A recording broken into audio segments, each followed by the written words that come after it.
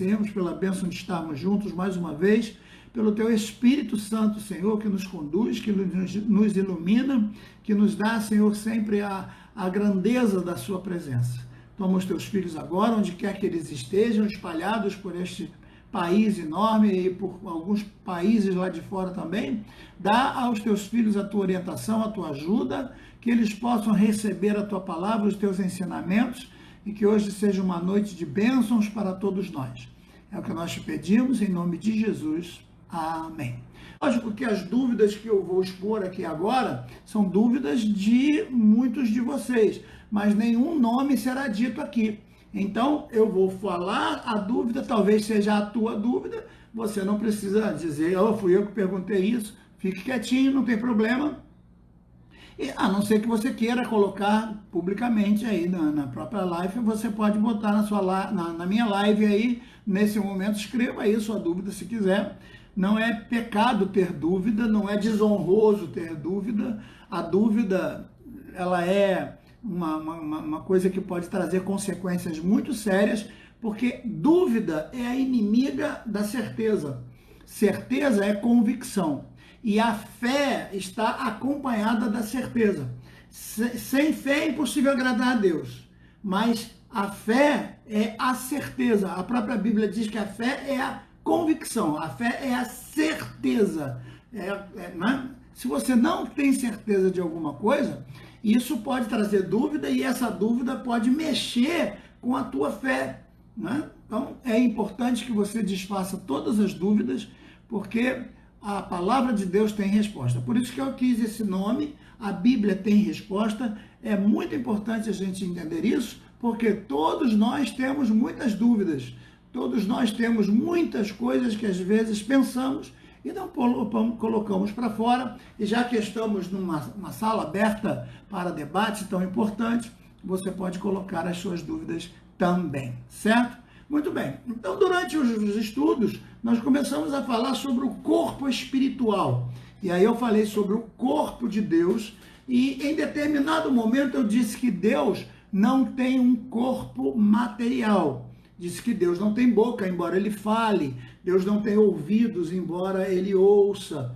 E algumas pessoas não entenderam isso e mais de uma pessoa perguntou ao mesmo tempo, como é que Deus pode falar se ele não tem boca? É importante você entender isso, que quando... Aí a pessoa citou para mim, não, nós não fomos feitos à imagem e semelhança de Deus. Então muita gente pega esse texto e confunde como se Deus fosse um ser humano gigantesco, com uma barba gigantesca, né, sentada num trono gigantesco em algum lugar do universo. Essa é uma visão grega, inclusive, que passou pelo longo dos anos e veio chegando até nós. Deus não tem barba comprida, nem pequena, nem precisa ter, porque Deus não tem um corpo material, o corpo dele é só espiritual. Mas é lógico que o Deus, criador de todas as coisas, o Senhor dos senhores, a Bíblia diz que ele nunca foi visto, não há como decifrar, não há como discernir, não há como se descrever o corpo de Deus, porque é um ser sem corpo. Né? Ele não está limitado a um corpo. Tudo que tem corpo está limitado a esse corpo, mas Deus não tem corpo. Mas os seres celestiais, todos eles possuem um corpo presente, embora Deus seja onipresente. Então é difícil a nossa mente imaginar um ser que possa estar em todos os lugares ao mesmo tempo, saber de todas as coisas ao mesmo tempo, conversar com todas as pessoas ao mesmo tempo. Deus pode fazer isso. Mas é importante que você entenda algumas palavras para que você perceba isso aqui. Por exemplo, Deus pode falar sem ter boca. Sim, ele não precisa de boca para falar, certo? Outra coisa é a gente entender, por exemplo, o papagaio fala, não fala?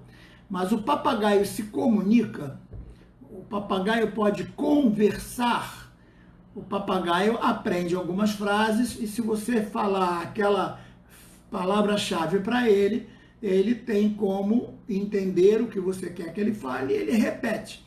Então o papagaio não sabe falar, o papagaio sabe emitir alguns sons, então ele sabe reproduzir o que ele ouve, por isso que ele não é capacitado com a razão para conversar, para desenvolver um diálogo. Ele simplesmente repete uma frase, canta uma música, quem sabe tudo que foi ensinado para ele, ele grava, mas ele não tem a competência para direcionar uma conversa, para raciocinar num diálogo entre perguntas e respostas. Por quê? Porque ele não sabe, não tem condição, não tem capacidade para esse tipo de comunicação.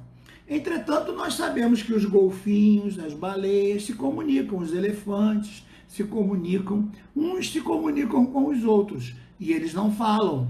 Então, às vezes, nós confundimos comunicação com fala. Falar é uma coisa e comunicar é outra coisa. Os mudos conseguem se comunicar com sinais e eles não falam. Então, a língua não é tão importante para o mudo porque ele sabe se comunicar com os sinais.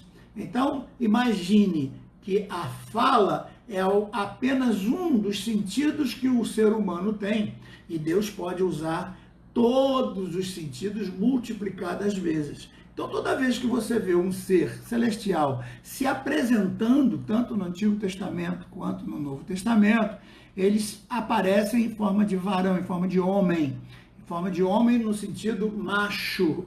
Por quê? Porque a palavra varão, que vem do hebraico, ela significa masculino. Então não existe varoa no sentido feminino, nem porque a expressão em si não cabe uma mulher, não cabe uma varoa. A gente ouve muito isso nas igrejas, a palavra varoa, mas o significado de varão, o significado da expressão varão é aquele que urina de pé e voltado para a parede. Então, um varão é uma pessoa que urina de pé voltado para a parede. Então, daí a expressão varoa não encaixar, não bate. Não tem como entrar a palavra varoa. Embora em português a palavra seja usada, muito usada, aprendeu-se a falar e com o tempo a imprensa bíblica acabou usando a palavra varoa na tradução. Quando o próprio Adão diz, portanto, a mulher será chamada, quando ele diz ali que a palavra Eva, que vem aquela que vem da terra, aquela que abre como a terra se abre para o depósito da semente. Então, o que Adão quis dizer? Que a Eva era como a terra, que abre, a semente é colocada, depois de um certo tempo a semente, a terra se abre de novo e a semente nasce como um fruto, né? Então, a mulher, ela também tem essa característica de depositar-se a semente, daí a palavra sêmen, né? De semente, que vem para nascer. Então, são muitos contextos aí que a gente tem que entender, mas é muito usado o termo varoa para todo lado e não sei se isso é pejorativo ou não, talvez muito mais por ignorância as pessoas utilizem esse texto, essa expressão varoa. Mas veja que no contexto bíblico, sempre que um anjo aparece, ele aparece como em forma humana. Então é necessário que primeiro ele se materialize, porque ele não é de matéria. Um anjo pode estar aqui agora, podem estar vários anjos aí ao teu lado e você não perceber. O apóstolo Paulo diz que são vários e vários anjos, e há pelejas, inclusive. Aí a Bíblia está cheia de textos que mostram pelejas entre anjos e demônios, pelejando por certas coisas, e nós mesmos não sabemos, não vemos. Há ações dos anjos a nosso favor que nós mesmos nem percebemos. Então, uma bala que pode ser desviada e você nem sabia, um carro que ia se chocar com você e de repente o anjo desviou aquele carro, aquele volante, o carro não te atingiu. Então, são muitos livramentos que nós recebemos que vêm através de anjos e nós não temos a menor ideia. Certo? Porque Deus é que comanda todas essas coisas. Então nós não glorificamos aos anjos, nós glorificamos a Deus. Mas quando a gente quer entender as coisas celestiais, as coisas espirituais, a gente coloca então num linguajar humano. Então quando a gente se refere à forma física, a gente usa a palavra antropomorfia, que vem de morfe, quer dizer da função morfológica, da forma da pessoa. e antropo quer dizer homem, né? Então a gente dá forma humana a Deus. Então a gente diz que Deus tem ouvidos, que as mãos de Deus estão sobre nós, que Deus nos abraça com seus braços, que Deus nos coloca no seu colo, enfim, formas humanas de falar de um Deus que é espírito e não possui uma forma física comum, como nós seres humanos temos. A outra coisa, a outra palavra é a antropopatia. Então, nós também antropopatizamos os sentimentos de Deus. Então, quando eu digo que Deus tem saudade, que Deus tem ciúme, são sentimentos que o ser humano tem naturalmente e nós colocamos em Deus para entender algumas coisas de Deus. Por isso que às vezes você não compreende, em determinado texto diz, Deus não é homem para que minta, nem filho do homem para que se arrependa. Aí depois você vai lá ler em Gênesis dizendo, e Deus se arrependeu de ter feito o homem. Afinal de contas, ele se arrepende ou ele não se arrepende? Dependendo do texto e das condições da hermenêutica do texto, Deus se arrepende. No contexto de se arrepender, de mudar de ideia, de mudar de forma de agir, de mudar o seu conceito para que ele possa salvar o máximo de vidas possível, Deus muda sim, muda de ideia, e esse mudar de pensamento, de forma de agir, de deixar o modo antigo da sua ação para uma nova forma de agir, significa que ele se arrependeu daquele para usar um outro, certo?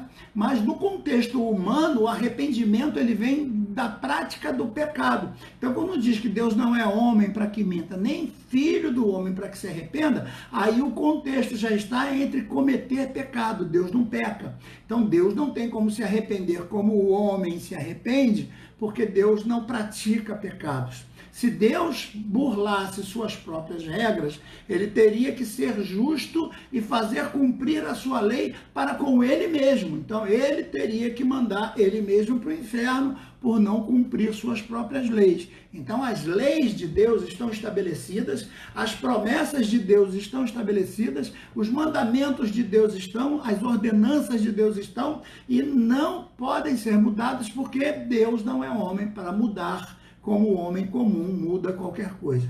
Então é mais ou menos nesse sentido. Então Deus pode se comunicar sem precisar de uma boca. Ele pode fazer a sua voz ser ouvida sem precisar de cordas vocais para fazer o som das palavras serem ouvidos. Assim como as baleias e tal. É importante você que tem animal em casa perceber que o seu cachorrinho, a sua cadelinha já sabe, já conhece você. Existem cães tão treinados que quando o patrão chega, ele vai lá e pega o chinelo. Então basta um sinal, basta um apito, né? Então os comandos, eu sei porque eu tive animal treinado durante algum tempo e eu sei os comandos que o animal já está acostumado a obedecer os comandos. Então ele senta, ele dá a pata, ele fica junto. Enfim, são comandos que ele entende porque ele tem capacidade de pensar. O que ele não tem é a capacidade de raciocinar a ponto de conversar, dialogar, de estabelecer conceitos, de resolver problemas, de fazer cálculos matemáticos, que é o raciocínio, esse é no contexto humano. Mas Deus não está escrito lá que nós somos a imagem. Olha só, você está vendo aí a minha imagem, mas não quer dizer que eu esteja aí onde você está. Talvez você esteja agora dentro da sua sala, na sua casa, vendo a sua televisão. Eu não estou dentro da sua televisão. O que você está vendo é uma imagem, certo? Então, qual é a forma da sua televisão? A sua forma da televisão é retangular?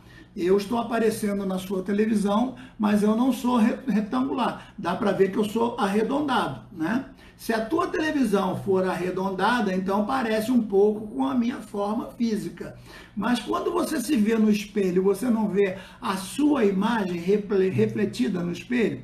Ora, então, quando a Bíblia diz que nós fomos feitos à imagem de Deus, significava que, olhando para Adão, toda a natureza, todos os seres criados por Deus, viam o reflexo de Deus. Então, assim como você se olha no espelho. Quando você se olha no espelho, o espelho pode ser quadrado, mas a tua forma é a mesma.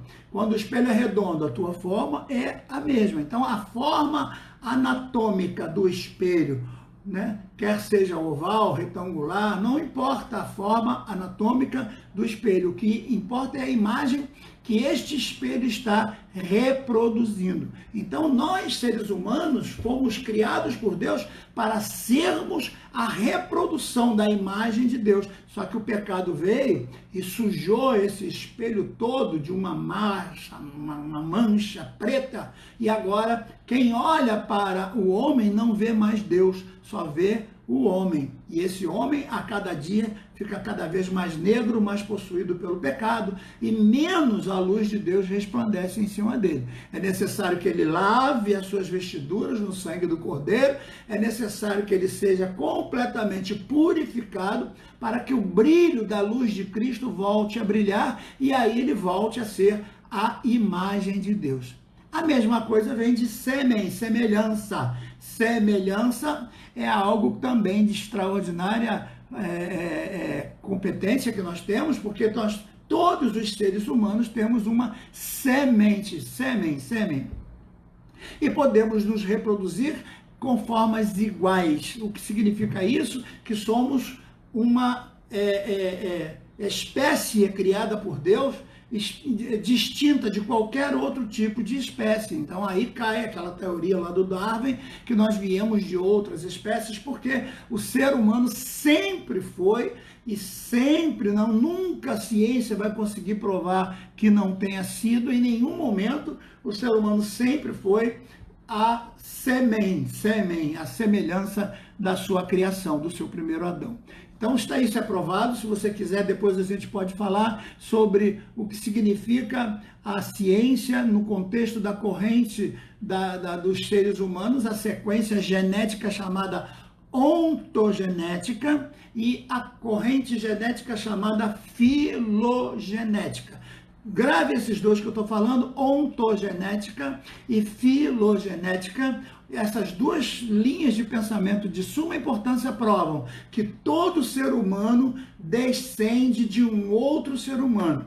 É impossível que o ser humano tenha vindo de qualquer outro tipo de animal, certo? Impossível. Não há esse elo perdido porque se perdeu. Se perdeu, não existe. Então, baseado na no próprio conceito, né, dos maximalistas, né, eles dizem, se eu não posso provar que Deus existe, então Deus não existe. Então, se você não pode provar que o elo perdido existiu, ele se perdeu, então esse elo nunca existiu, porque realmente nunca existiu. E a outra é a filogenética, que diz que todo ser humano descende de um único casal. Isso é comprovado, é científico. Procura lá no Google, vai pesquisar direitinho, que está provado que todos os seres humanos descendem de um único casal. Filogenética, certo? Então nós somos todos semelhantes. Diferente dos anjos, por exemplo, que não há semelhança entre os anjos. Cada anjo é uma criatura independente. Cada anjo é uma criatura única, criada por Deus, independente de qualquer outro. Então não há anjos iguais, não há anjos semelhantes. Os anjos também não se reproduzem. Os anjos também não se casam e não se dão em casamento. Já falamos sobre isso. No céu, os anjos não têm aparelho reprodutivo. Então, aquelas pessoas que acham que os filhos dos homens, lá de Gênesis 6, eram anjos que se casaram com seres humanos e formaram lá um monstro, sei lá o quê, um gigante, e, infelizmente, estão pecando contra a hermenêutica do texto. Se eles geraram, se eles fizeram filhos, eles não são criaturas angelicais.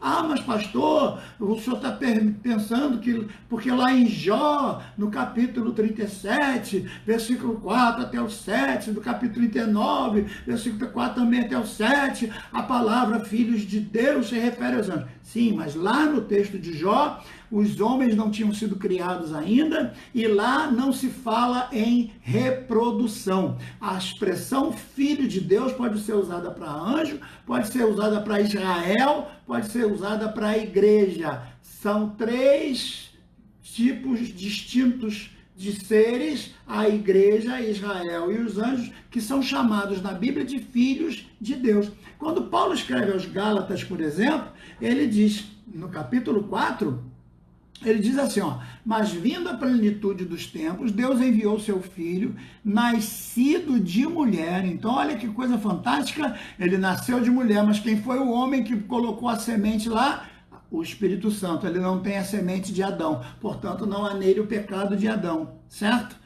Tá entendendo isso? Por isso que ele tinha que nascer de uma virgem, para não ter o pecado de Adão. Então ele nasceu de mulher, nascido debaixo da lei, para remir os que estavam debaixo da lei, a fim de que nós recebêssemos a adoção de filhos. Certo? E o versículo 7 diz assim, e porque sois filhos de Deus, é a mesma expressão, filhos de Deus. Tu vai encontrar a mesma expressão quando Moisés vai falar para Faraó, olha, Deus disse, deixai ir os meus filhos. A expressão lá é filhos de Deus, a mesma expressão do hebraico, filhos de Deus, a mesma expressão que está em Jó e a mesma expressão usada por Moisés para se referir a Gênesis capítulo 6, filhos de Deus. Então, os filhos de Deus lá em Gênesis capítulo 6 se reproduzem. Se eles se reproduzem, eles são seres humanos. Se nascem filhos e filhas, são seres humanos. Nada dessa corrente aí louca que bota ET, que bota extraterrestre, que bota anjo casando com o ser humano, nascendo gigante.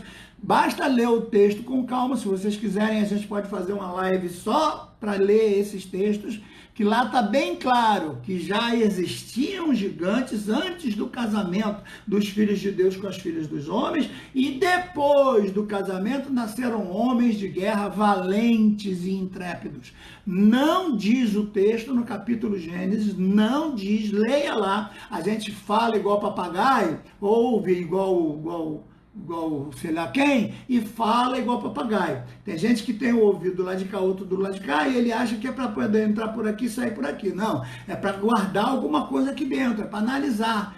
Então, se aqueles seres lá se reproduziram, é porque eles tinham um aparelho reprodutivo. E se Jesus está dizendo que os anjos não se casam, não se dão em casamento, eles não se reproduzem, isso quer dizer que cada anjo é uma criatura independente de Deus. Por isso que, para salvar o homem, Paulo escreve aos Romanos, por um homem o pecado entrou no mundo, por um homem o pecado foi redimido. Bastou o derramamento de sangue de um homem, por isso que Jesus teve que ser 100% homem, para que todo o pecado fosse vencido por ele na cruz do Calvário. Então, vejam que essa questão da imagem e semelhança tem a ver com o fato do ser humano ter a semente de reprodução que reproduz outro ser humano, certo? Embora salvas as bestialidades que nascem por aí, porque infelizmente há esses homens loucos que acabam tendo relações com animais, mas sempre nasce.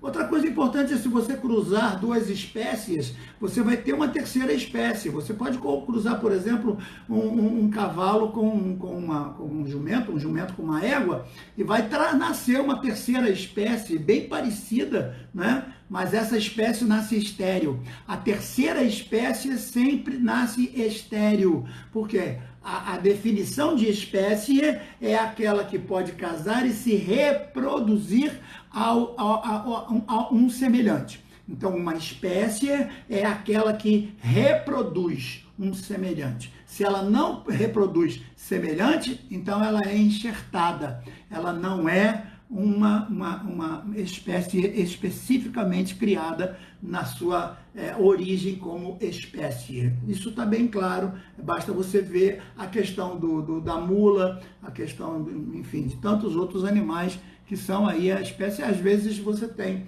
enxertos de planta que só nascem com enxerto, né? Você não tem a semente para poder plantar e ela nascer. Então, anjo não tem semente, o que significa que, assim como por um homem entrou o pecado no mundo, por um homem saiu, para esses milhares e milhares de anjos que pecaram, teria que ter um semelhante a eles para poder morrer pela salvação de cada um deles, porque a morte só é restituída para que haja vida se uma morte morrer em seu lugar. Por isso que Jesus morreu a nossa morte, para que nós vivêssemos a sua vida. Então, por isso podemos dizer que ele é a nossa vida, como Paulo diz. Então, para Paulo e para nós também, a morte é ganho e o viver é Cristo. Então, que isso fique guardado, bem entendido em nossos corações, porque todas as vezes que um ser divino aparece, ele precisa primeiro se materializar. Note quando Jesus entra naquela sala, as portas estavam fechadas, as janelas estavam fechadas. Como ele entrou ali? Né? Ou será que ele não entrou? Ele simplesmente se materializou. Então ele poderia já estar ali dentro e simplesmente se materializar. Mas além de se materializar, ele poderia se materializar numa árvore, ele poderia se materializar num animal qualquer, ele poderia se materializar, mas não estar humanizado. Vocês lembram lá de Balaão, quando ela viu um anjo do Senhor e ela parou? Então, tem mulinha por aí vendo mais coisas do que a maioria dos crentes. Tem muito crente não vendo nada, achando que é profeta, enquanto tem muita mula que está vendo as coisas e está apanhando porque está vendo.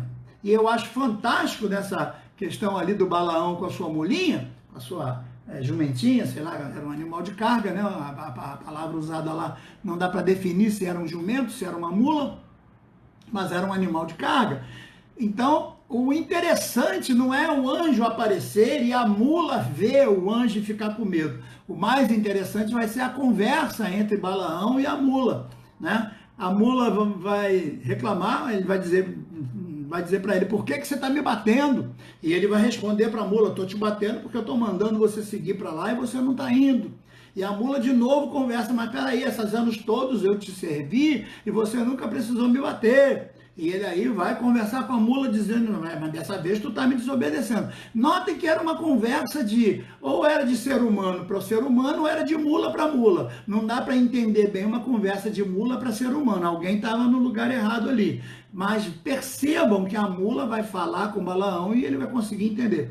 Uma manifestação gloriosa de Deus para um profeta que estava com a sua visão completamente obscurecida por causa do dinheiro. Então, o dinheiro cega as pessoas a ponto de ficar conversando com mula e não fazendo a vontade de Deus. O importante é que nós tenhamos o conceito de que as coisas de Deus precisam ser interpretadas de forma também divinas. Se é de Deus, quem nos dá a interpretação é Deus. Se é espiritual, quem nos dá a interpretação é o Espírito. Então, quando eu digo que o céu tem ruas de ouro, eu estou me utilizando de uma palavra antropomórfica, porque eu estou colocando o ouro, que é uma coisa material, no céu, que é espiritual. Quando eu digo que Deus tem sentimento, que Deus está triste, que Deus está irado, que Deus está isso, eu estou colocando sentimentos em Deus. Então, é uma linguagem antropopática. Antropopatia seria a forma de dar sentimentos humanos às coisas celestiais, tá certo? Quando eu digo, caramba, o céu hoje está bravo. Ih, rapaz, olha, a chuva vai cair hoje, a tempestade está furiosa. Então, estar furioso é um sentimento humano. A chuva não tem como estar furiosa. Essa é uma linguagem, uma forma de linguagem. Eu não sei se eu expliquei bem essa questão, porque o corpo que nós vamos ter será um corpo angelical. Por isso que no céu não vai ter mais casamento, não vai ter esse negócio de ficar lembrando de nada. No céu as coisas serão completamente diferentes. A pergunta que foi colocada, ela é o seguinte, olha, no momento exato da subida da igreja, a igreja vai ver o anticristo? A igreja vai conseguir contemplar? Porque eu acho que tem muita gente curiosa querendo saber quem é o anticristo. Está querendo saber se é o Trump, se é o Macron, né? Quem sabe, ou de onde vem esse anticristo. Eu queria conhecer ele, mas eu também quero ir para o céu. O ser humano é curioso, ele tem uma curiosidade. Não quer dizer que é pecado, não estou me referindo a pecado de ninguém, mas é importante que você coloque aí a sua forma de interpretar. Lógico, não tem problema nenhum você ter uma dúvida, Mas pela Bíblia a gente não tem como saber, só se sabe o que está na Bíblia, a gente vai ler agora. Quando um se manifestar, o outro tem que sair, porque se o Espírito Santo está com a igreja, o Espírito impede de o anticristo tomar poder. Embora ele já esteja por aí, quem sabe a gente até já o veja por aí na televisão, quem sabe a gente saiba quem é o camarada, mas ele ainda não tomou posse como o anticristo propriamente dito. Ele pode já estar por aí, quem sabe liderando algum país, quem sabe já governando em algum lugar, mas ainda não é o anticristo no contexto de tomar posse do seu cargo. Tá certo? Então, para responder isso, é necessário que a gente volte a ler Tessalonicenses. A gente já leu, mas não tem problema, se precisar ler tantas vezes quantas forem necessárias, nós vamos ler, porque o nosso intuito aqui é que seja explicado direitinho, certo? E volto a dizer, não há nenhum comprometimento meu por parte de nenhuma denominação eclesiástica. Eu não tenho nenhum vínculo com nenhum tipo de organização, de igreja, de nada. O que eu estou passando para vocês é o que eu entendo da palavra de Deus, são contextos de teologia que foram ensinadas desde a minha infância, que foram passadas para mim por homens também de muita capacidade. Então não tem nada a ver com a teologia do fulano, da Beltrano. Outra coisa que eu não discuto aqui, as ideias de pensadores, de grandes autores, de grandes teólogos, não, nenhuma delas para mim não me influenciam. Então eu não estou aqui contra Calvino nem a favor de Calvino, não estou contra o Armínio nem a favor do Armínio, não sou contra o Lutero nem a favor do Lutero, nem de ninguém. Meu negócio é Bíblia. Eu leio a Bíblia e interpreto a Bíblia com vocês, e se vocês acharem que está errado, perguntem. Se eu não tiver resposta, eu vou pesquisar e a gente vai chegar a um acordo, porque no nosso contexto aqui, nós somos bibliólogos. Certo? Eu não sou da corrente tal, nem da corrente não sei o quê, da corrente não sei da onde, porque quem defende corrente acaba acorrentado. Eu não defendo corrente, eu defendo a Bíblia, certo? Então vamos lá. A segunda carta de Paulo a Timóteo, ele fala exatamente desse momento onde o iníquo vai se manifestar, e embora o espírito dele, a gente já tenha visto isso, já está agindo entre nós. O espírito do anticristo já está agindo hoje, isso é certo. Isso é tão certo como 2 e 2 são 4. O espírito do anticristo já está agindo na política, na economia, nas guerras mundiais, nos problemas mundiais, na questão dos vírus, nas questões da queda de meteoro. Hoje mesmo postei. Hoje é o dia de uma queda de meteoro a cair na parte sul do nosso país, uma coisa inédita que vai ser alarmante. Estão esperando para essa madrugada uma queda de meteoros, né? Lógico, queda de meteoros é uma coisa normal, sempre aconteceu, mas veja, vírus, queda de meteoro, 15 vulcões em erupção ao mesmo tempo, tantas coisas acontecendo ao mesmo tempo, isso é um sinal da vinda do Senhor Jesus Cristo. Não dá para discutir, não dá para dizer que não, certo? Voltando então a 2 Tessalonicenses, capítulo 2, versículos que nós vamos ler do 5 e diante, ó. Diz assim, ó: não vos lembrais que eu já vos dizia, estando ainda convosco. Quer dizer, esse assunto Paulo já tinha tratado com eles, mas por algum motivo eles ficaram com dúvida e Paulo resolve escrever, explicando mais uma vez, versículo 6. E agora vós sabeis o que o detém, para que o seu próprio tempo seja revelado. Pois o mistério da iniquidade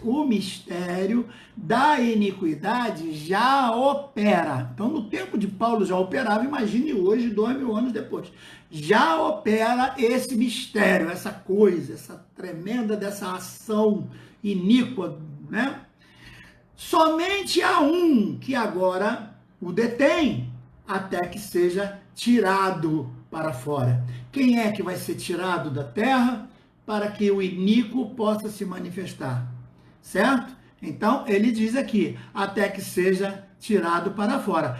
Então, versículo 8, então será revelado esse iníquo. Então, veja que o texto diz que na hora que o Espírito Santo sobe, levando a igreja, esse iníquo é revelado. Então, tudo indica que a igreja não vai saber quem é o camarada, embora já, quem sabe já até conheça ele, quem sabe ele já esteja por aí governando, falando, agindo de alguma forma, mas ainda não tomou posse como o anticristo, como o iníquo. Segundo o texto, ele só vai tomar posse, só vai poder ter a ação completa sobre a terra quando aquele que impede ele, que é o Espírito Santo, levar a igreja. Então vou ler mais uma vez o versículo 7, 8 e vou continuar lendo para você entender, certo? Versículo 7. Pois o mistério da iniquidade já opera, somente há um que agora o detém, até que seja posto para fora.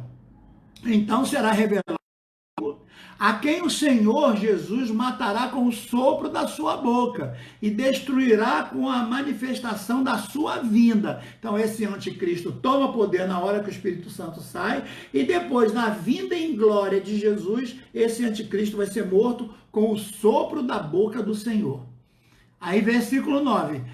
A esse iníquo, cuja vinda é segundo a eficácia de Satanás, com todo o poder de sinais e prodígios de mentira e com todo o engano da injustiça para os que perecem, porque não receberam o amor da verdade para serem salvos.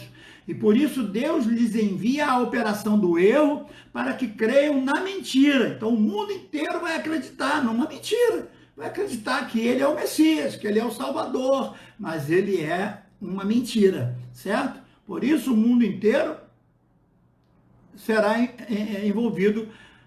E por isso Deus lhes envia a operação do erro para que creiam na mentira. Agora versículo 22. Para que sejam julgados todos os que não creram na verdade, antes tiveram prazer na injustiça. Mas nós, graças a Deus por esse versículo 13 aí, mas nós devemos sempre dar graças a Deus por vós, irmãos, amados do Senhor, porque Deus vos escolheu desde o princípio para a santificação do Espírito e a fé na verdade. E para isso vos chamou pelo nosso evangelho, nota que ele fala nosso evangelho, que é o evangelho diferente dos judeus, o nosso evangelho é o evangelho da graça, para alcançardes a glória do nosso Senhor e Salvador Jesus Cristo. Então eu creio que esse texto responde, não dá, para conhecer o anticristo, a não ser depois, se nós estivermos no céu e ficarmos sabendo de alguma coisa que vai acontecer aqui na terra, aí a gente vai saber quem é o anticristo. Ou na vinda de Jesus em glória, na hora que o anticristo for morto, talvez dê para ver quem era ele. Mas eu, particularmente, não tenho o menor interesse de saber quem é esse camarada, não. Certo? Muito bem. Até aqui tudo bem, pessoal? Posso ir para a terceira pergunta? A terceira pergunta é uma pergunta que vem sido discutida durante muitos anos e eu acho isso uma tremenda de uma perda de tempo. A pergunta é a seguinte: quem são as duas testemunhas? Porque eu ouvi uma pregação dizendo que poderia ser Moisés e Elias. Eu também já ouvi muita gente falando sobre isso, já li livros falando sobre isso e já vi muita gente boa defendendo essa teoria. Entretanto, eu não creio nessas questões. Não creio que Deus vai usar, por exemplo, Moisés para trazê-lo de volta, porque a Bíblia é bem clara no contexto de Moisés. Moisés já está na glória. Tu vê que Moisés já aparece lá no Monte da Transfiguração, já com o corpo glorificado, junto com Jesus, né? E Pedro, Tiago e João estavam lá para ver Moisés já glorificado. Não tem condição agora dele voltar a nascer como carne, é reencarnação isso? Quer dizer, ele morreu. A Bíblia diz que ele morreu, que os anjos se esconderam e que Satanás tentou achar o corpo de Moisés, mas Deus não permitiu que achasse onde estava o corpo de Moisés, porque já pensou se Satanás pega o corpo de Moisés, aquele que escreveu todas as leis, autor de todo o Pentateuco, o que o diabo não faria com o corpo de Moisés, né? Então, essas duas testemunhas, elas têm papel importante. Então, eu não acredito que seja nenhuma dos seres que já viveram aqui. Aí eles dizem, não, então pode ser Enoque, porque Enoque não morreu. E o texto diz, Enoque não morreu, foi trasladado para não ver a morte. Aí está Enoque lá no céu, glorificando o Senhor, já num corpo glorificado, numa bênção. De repente, Jesus chega para ele e diz: Enoque, meu filho, vem cá, você está gostando aqui do céu? Ah, Senhor, que maravilha, está muito bom aqui no céu. Pois é, meu filho, mas olha, tem uma coisinha, você vai ter que voltar para a terra, você vai ser massacrado pelo anticristo, você vai ser morto, você vai ser escandalizado na terra, muita gente vai te perseguir, você vai ter que sofrer. Poxa, mas peraí, Senhor, eu não fui trasladado para não ver a morte, agora eu vou ter que morrer, o Senhor mudou de ideia, o que está acontecendo? Então, essa história só cabe na cabeça dessas pessoas. Mas, para tentar explicar de forma mais clara, vamos pegar então Apocalipse capítulo 11, os versículos de 1 até 6. Apocalipse capítulo 11, versículos de 1 até 6. Diz assim, ó. E concederei às minhas duas testemunhas que, vestidas de saco, profetizem por 1260 dias. É só fazer a conta de quanto dá 1260 dias. E estas são as duas oliveiras e os dois candeeiros que estão diante do Senhor na terra. E se alguém lhes fizer mal, da sua boca sairá fogo e devorará seus inimigos. Pois se alguém lhe fizer mal, importa que assim seja morto. E eles têm poder para fechar o céu, para que não chova. Daí muita gente achar que era Elias. Ah, então as tuas testemunhas terão poder para que não chova. Ora, então quer dizer que o poder para dizer que não vai chover, segundo a minha vontade, como Elias falou, era só de Elias. Né? Esse poder era do Elias, não era de Deus. Deus não teve que assinar embaixo para que a chuva não caísse, conforme Elias falou. Esse poder é do Elias, então Deus precisa trazer o Elias de volta, porque ele subiu num rodemoinho de fogo. Né? E agora ele vai ter que voltar, porque só ele que pode fazer a chuva parar? Ou será que Deus tem poder para levantar outra pessoa? Eu acho que é muito, difícil de acreditar que Deus vai trazer de volta o povo do Elias para fazer ele padecer. Certo? Então tem poder para mover as águas e transformá-las em sangue. Ah, opa, então é Moisés, porque vai transformar água em sangue. Foi Moisés que transformou o rio Nilo em sangue. Quer dizer, então, vejam que estão colocando o poder divino nas pessoas, nos seres, né? Então é tirar o poder do Criador para colocar na criatura. Isso, infelizmente, é uma bobagem muito grande, certo? E o texto continua. Versículo 7. Quando acabarem o seu testemunho, a besta que sobe do abismo lhe fará guerra, e as vencerá e matará. E jazerão seus corpos na praça da grande cidade, que é espiritualmente chamada de Sodoma e Egito, onde também o seu Senhor foi crucificado. Opa, se o Senhor foi crucificado, é Jerusalém, certo? Então, vai ser chamada de Sodoma e de Egito. Isso quer dizer que Jerusalém vai estar governada pelo anticristo, certo? Então, vai pensando aí, vai entendendo aí o mistério de Deus. E homens de vários povos, tribos e línguas e nações verão o seu corpo por 3 dias e meio, e não permitirão que sejam sepultados. E os que habitam sobre a terra se regozijarão sobre eles e se alegrarão e mandarão presentes uns aos outros, porquanto esses 2 profetas que atormentavam os que habitavam sobre a terra estavam mortos. Depois daqueles 3 dias, o espírito de vida voltará da parte de Deus e voltará a entrar neles, e eles se porão de pé sobre os seus pés, e cairá grande temor em todos os que o viram. E ouviram um grande clamor do céu, uma voz que lhes dizia: subi para cá. E subiram ao céu em uma nuvem, e os seus inimigos todos o viram e acompanharam com muito temor. Então vejam que serão 2 seres que Deus vai levantar. Deus vai colocar 2 pessoas para pregar. Quem são essas pessoas? Eu não tenho a menor ideia, e também não me preocupa muito saber quem pode ser quem podem ser essas 2 pessoas.